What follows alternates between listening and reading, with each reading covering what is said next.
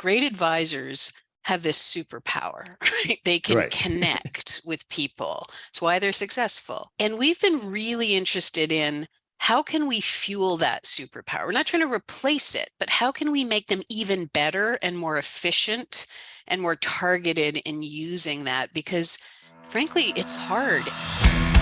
Hi, I'm Chris Reynolds, and I'm on a mission to help independent financial advisors build a better business through a remarkable client experience. In this podcast, you're going to learn how to do that from my conversations with the visionaries, the leaders, the independent advisors who are reshaping the future of the financial advice industry. At the end of each episode, you're going to walk away with an actionable idea that you can take and use right now, and it will help you to build a better business today. This is Turning the Page. Well, you've heard countless podcast guests that I've had over the year now, as I'm going on my 1-year anniversary. And we've heard a lot of talks about client engagement, client experience. It seems to be a very popular topic. And you've heard us talk about the use of technology and how to use technology to make that client experience more personal for clients, utilizing it to really, make something systematic and make something look customized, but using technology to do that. And today we have someone who brings those two things together. We have a very special guest. We have Julie Littlechild, who I've known forever. We were just catching up, and she brings it really all together. She talks all about the client experience. She talks all about engagement. She talks about utilizing technology. For those who don't know, Julie is the founder and CEO of Absolute Engagement. She's been really an expert in the whole concept of client engagement, the client experience, referral growth. She's worked and studied with successful advisors right across North America and the world, actually, for that matter. And it says here she's been doing it for 25 years, which I believe she started when she was 10. So it actually makes sense. She's started very, very, very early in her career. And I've known her for about that long. Before she founded Absolute Engagement, she had a great research firm, and it was all focused on client engagement. So you got a real expert here. She also has a very popular blog, which I would recommend everybody follow. She also does her own podcast. So that's why I know this is going to be a good one, which is Becoming Referable. And she's also an author of The Pursuit of Absolute Engagement. And she's a good friend. So welcome, Julie. Thank you. Couldn't wait to talk to you today. I know it's been so long. We were just saying how things. No, we were things both just 10 when we started in this, right? Exactly. Well, that's what I tell people. Anyhow, I'm like a vampire.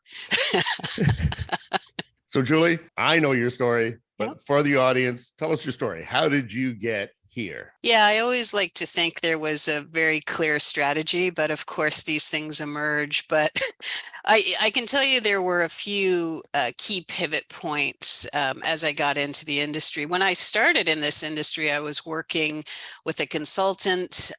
We were focused on helping advisors with growth and practice management. And then I began my own coaching company. And two things really became clear when I did that. One is I should never be a coach because there are really brilliant people who do that very well, and it's not me. But the other thing that was very clear is every time I was working with advisory firms about what they wanted to do in the business and how they wanted to change, there was this huge gap in understanding what their clients needed, right? So this would always become this conversation. Well, what do they need? And so slowly we began to introduce the idea of the voice of the client in those engagements. And then it literally over time became the business to the point where that is all we do in various ways. Yeah, and it's amazing. And the research is very insightful. And I know a lot of the things that we've developed is based on your work, based on your research. So let's start with the very basics. How do you define client engagement, and why should that be so important to advisors? Yeah, it's a funny term. It's interesting because it's a verb and a noun, and everyone has their own definition Right, of right. engagement, right? So it's one of those things where you say, well, everybody's right because you just define what it is. So we wanted to take a slightly different approach and look at it in a more analytical way. But I think the easiest way to think about it, to be honest, is to say, look, we all understand client experience to some Right. extent, right? How often do we meet? When do we meet? What's the range of services? And that's a critical part of, defining an advisory business.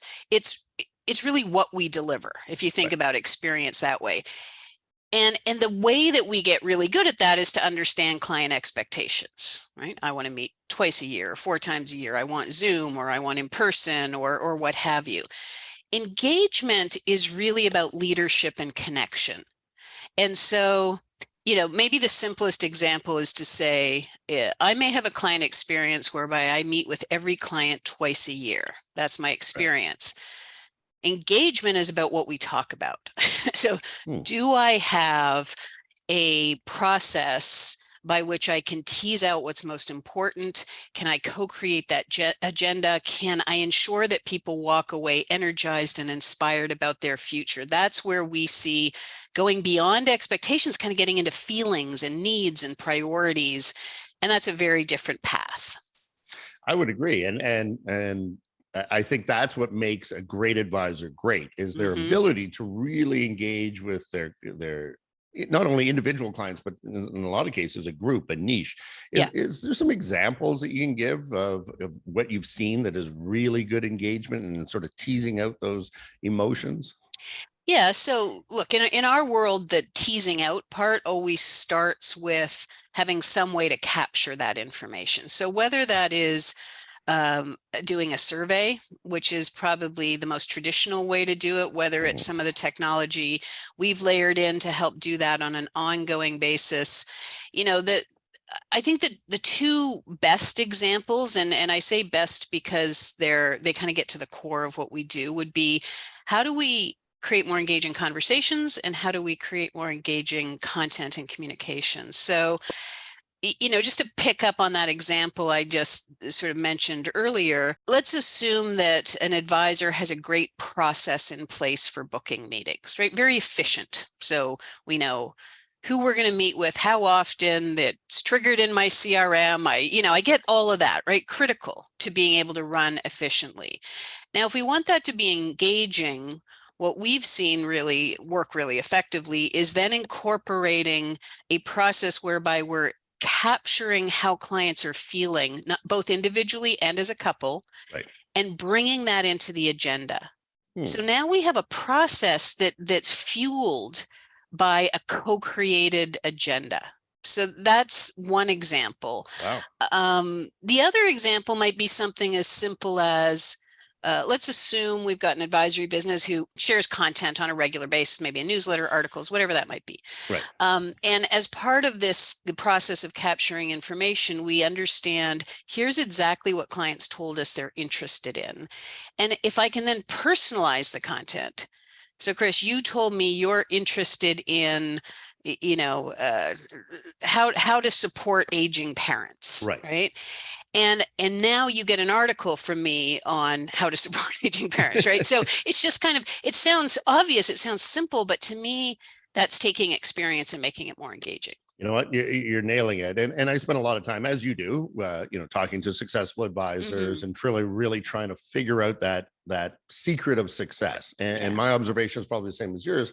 They make it personal. They make it about them. As much as we talk about the consistency and the processes and that sort of thing, if you can utilize those to make it about the person.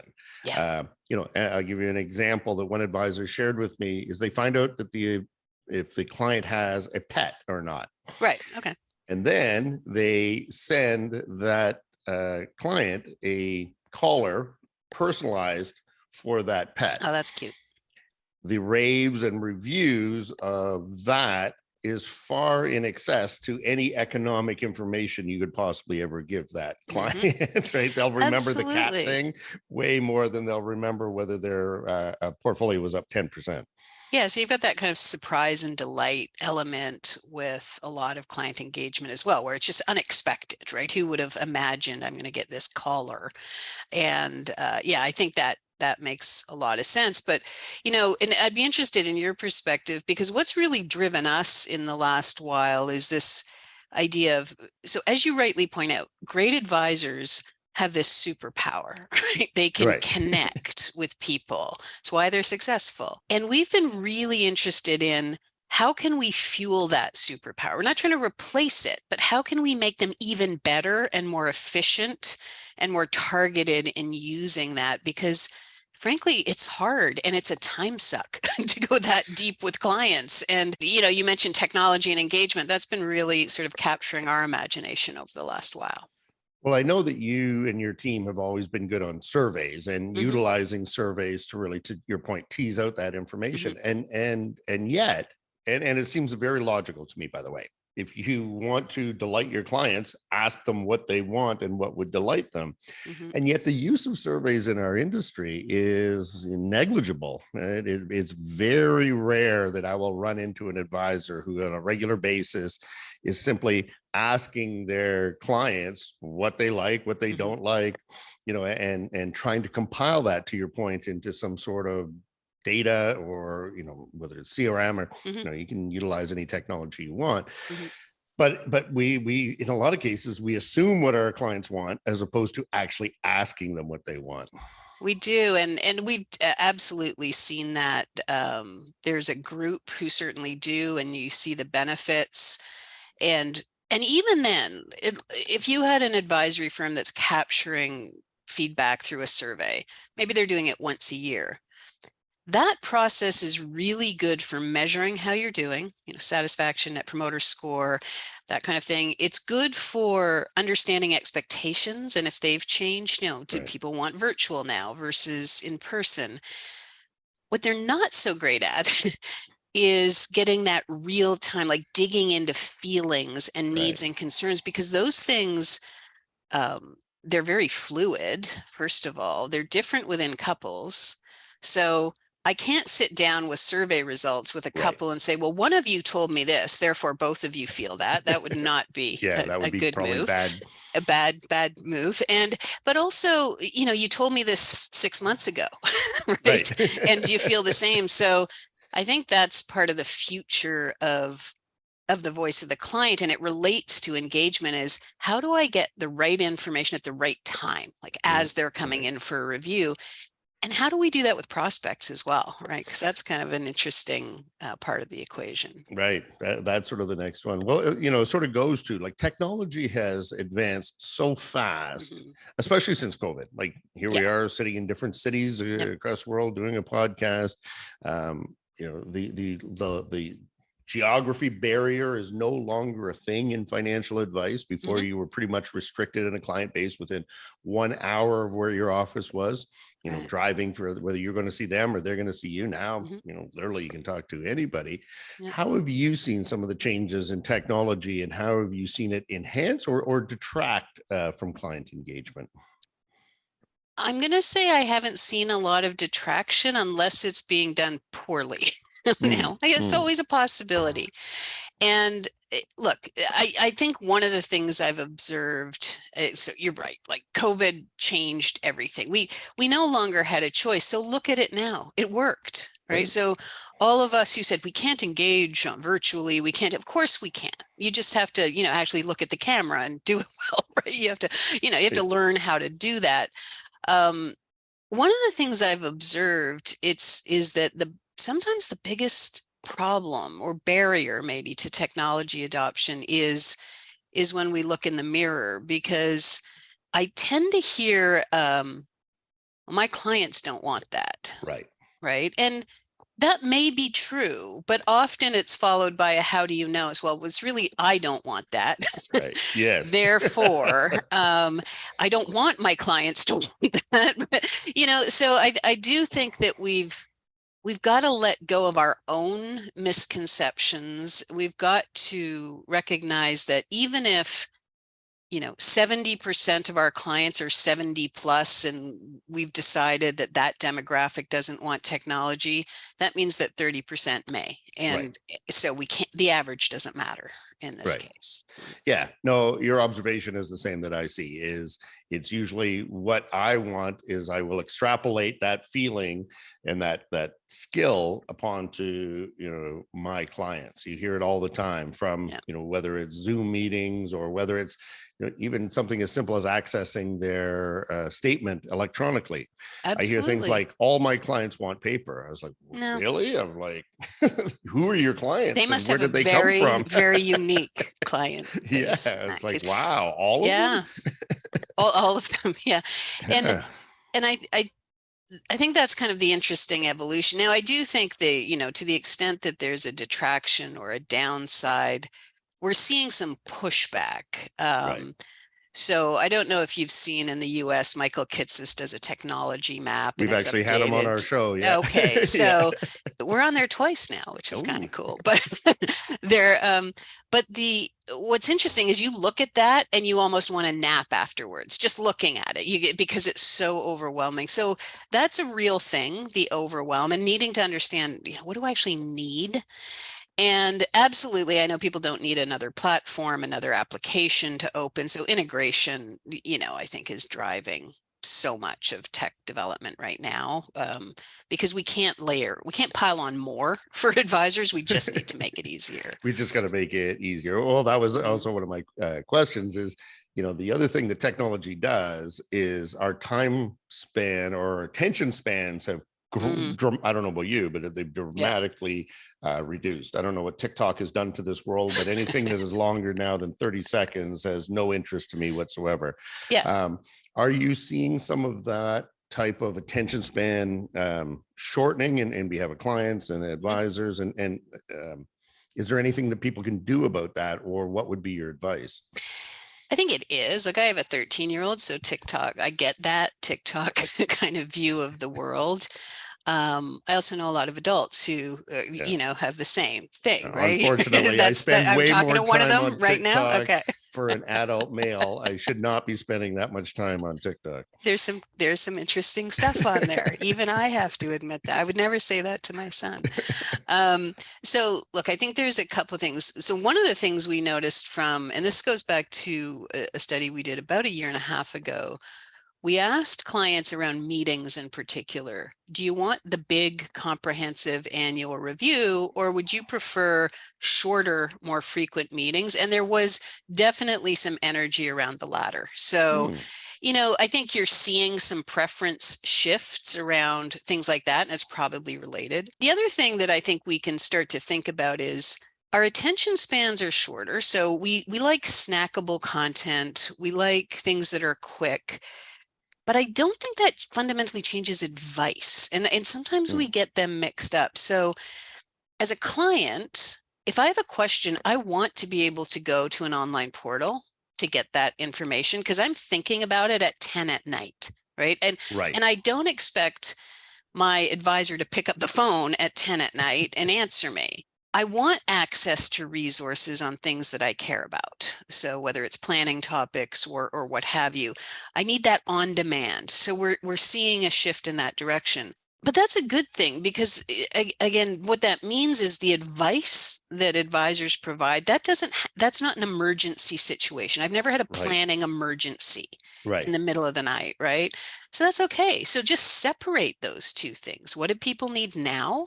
What do they want to access themselves? And then really that frees you up almost to focus on the deeper advice, which we don't need a short attention span Right. for, right? We better That we listen. want a Yeah, we want to real keep answer that. to. Yeah.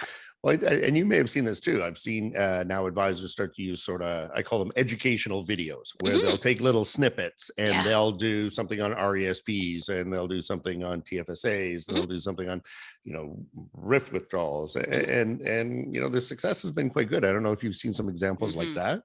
I love video. I don't like doing it myself, so Hmm. absolutely do as I say, not as I do. But we've seen it. First of all, we've seen a shift toward video in interest in video, A, because it's on demand, and B, because it's more personal, right? Right. We get a You see sense of sort feeling. of a personality come out there. Yeah. And so I love that idea of what you're talking about, which is kind of almost a resource library. It can also be then, part of a social media campaign. It can be personalized based on certain needs.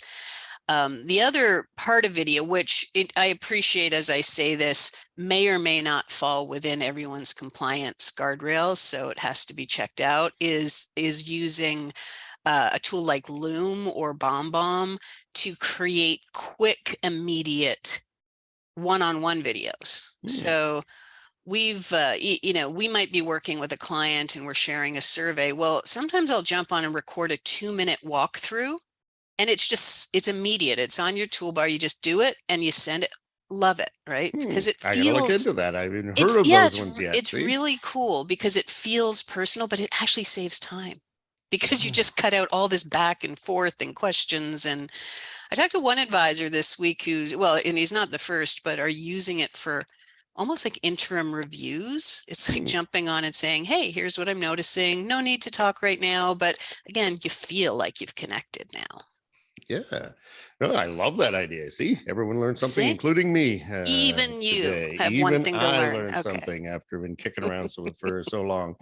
So how much of this, as we've been talking, how much of this is technology and how much of it is psychology? Like Mm. how much of it is just knowing what people want to know and want to hear? Where's the separation in all Mm. this, do you think?